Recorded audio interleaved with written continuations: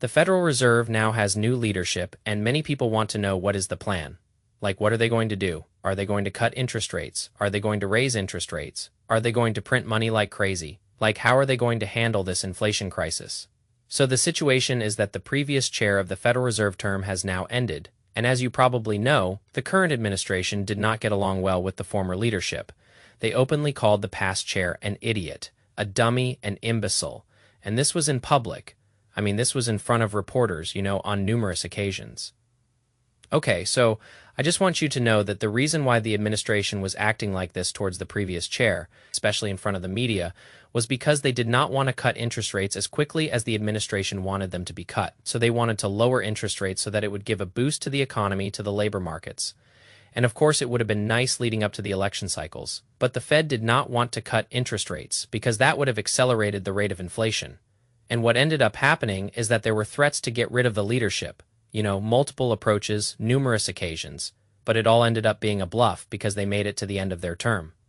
Of course, so a new leader has been selected to be the new head of the Federal Reserve. This individual has close connections with the current administration. They are worth an estimated $200 million.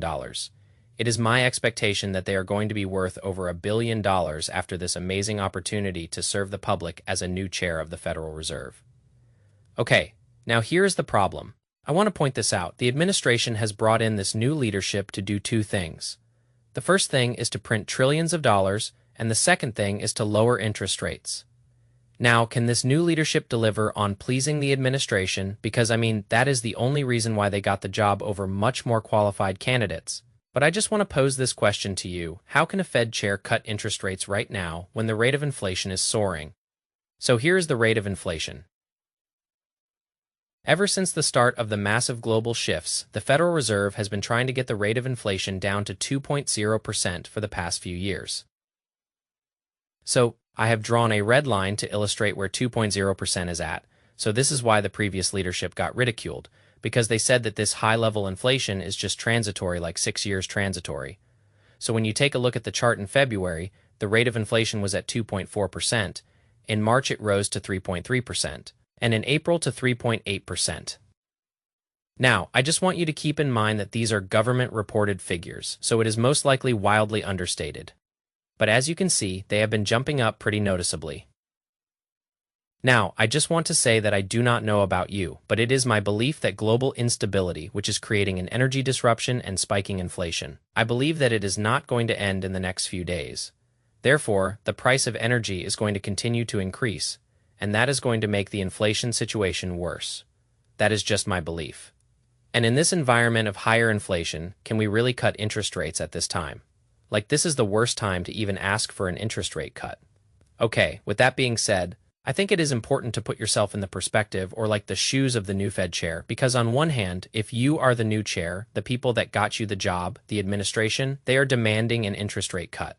So what do you do in the situation? Because, realistically, you should not be cutting interest rates. So do you not cut interest rates and then you are going to piss off the people who got you the job and then they are most likely going to go after you with probes, with threats, and then you are going to risk your opportunity to lose billions of dollars, or are you going to listen to them? You are going to cut interest rates for them when you really should not be, so that you can make your billions of dollars and help your friends and family and screw over the average people.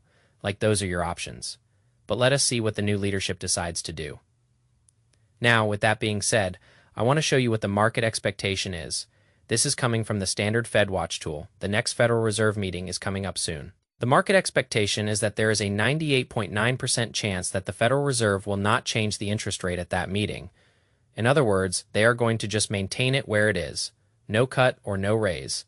And there is a 1.1% chance that the Federal Reserve will raise interest rates by 0.25%.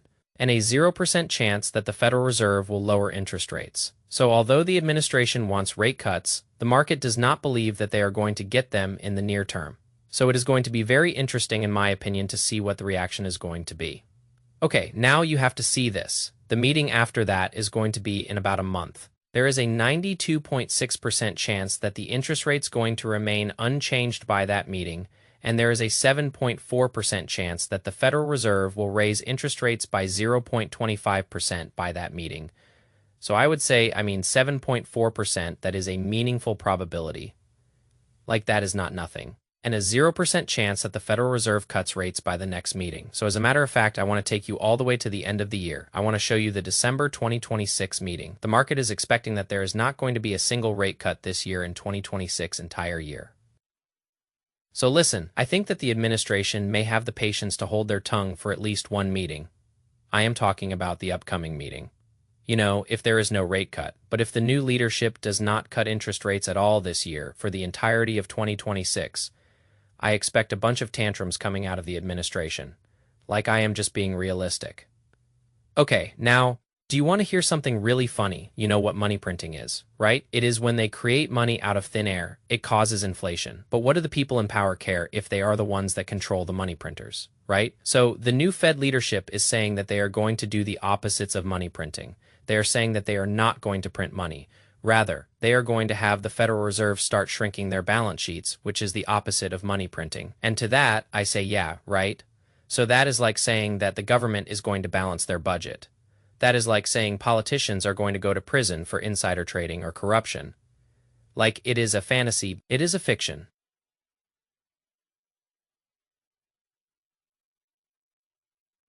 In my professional opinion, I believe that they are lying.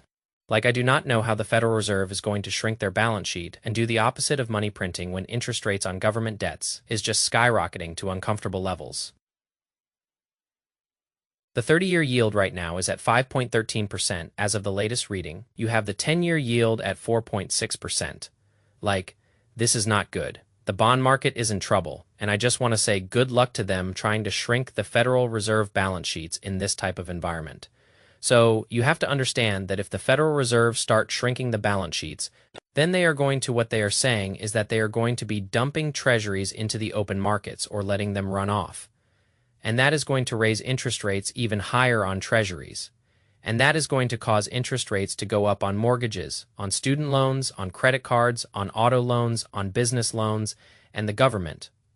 Of course, they are going to have to pay much more in interest expense, in their budgets. So, shrinking the balance sheets. Yes, of course. It is going to cause economic damage. It is going to raise interest rates, and of course, that is going to really upset the administration. So, I just do not see realistically how this new leadership is going to do the opposite of money printing, how they are going to shrink the balance sheet. And right now, at this moment, the Federal Reserve is already printing billions of dollars a month, and that does not appear enough to stop the cracks from getting bigger. Now, I just want to address this because it appears that it is scaring a lot of people.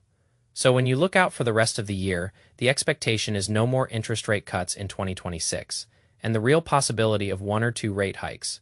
But here's the thing. How can they raise interest rates when the economy is already suffering? People are expecting the Federal Reserve to raise interest rates to bring down inflation, right? Like that would be the purpose of raising interest rates. Okay, first of all, people believing that raising interest rates by that tiny little amount from 3.75% to 4.0%. Like, is that really going to suppress inflation? Like, really seriously. Like, last time the Federal Reserve leadership wanted to bring down inflation by raising interest rates. They raised the interest rate to 20%, not from 3.75% to 4.0% or to 4.25% to 20%. So they can raise it to 4.0%. Like, it is not going to bring down inflation. And we already covered in a separate video why we cannot raise it to 20% or even 15% or even 10%. It is just not possible. I am talking about mathematically. Listen, all I can tell you is that the Federal Reserve is trapped.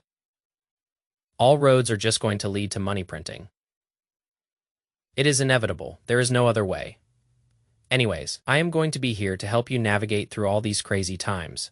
As younger investors, the biggest takeaway from this whole political theater is that you cannot build a long-term wealth strategy on the assumption that central banks will save the day with lower rates. The game has changed, and relying on cheap debt to pump up speculative assets is a dangerous play right now. Discipline and liquidity are your true shields in this macro environment. If the bond market is struggling and the Fed is backed into a corner, you need to focus on building strong cash reserves, focusing on assets with real tangible cash flow, and ignoring the short-term noise coming from the headline fights between politicians and policymakers. Do not chase paper yields that look too good to be true. Stay grounded. Rely on fundamental metrics, and protect your capital. We will keep tracking these regulatory movements every week to see how this transition plays out. Keep your eyes open, Stay disciplined out there, and I wish you a very nice day. Take care. The complexity of these economic systems can feel overwhelming, but remember that your personal financial health is not determined by the next central bank statement.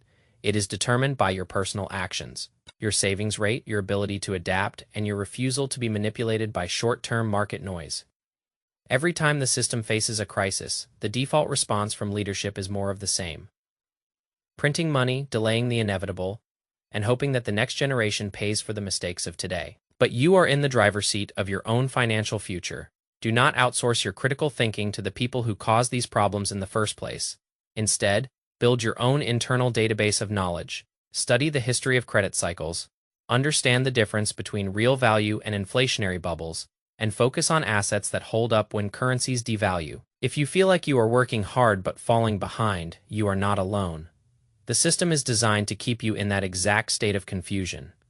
They want you to feel that everything is too complex for you to understand, but it is not.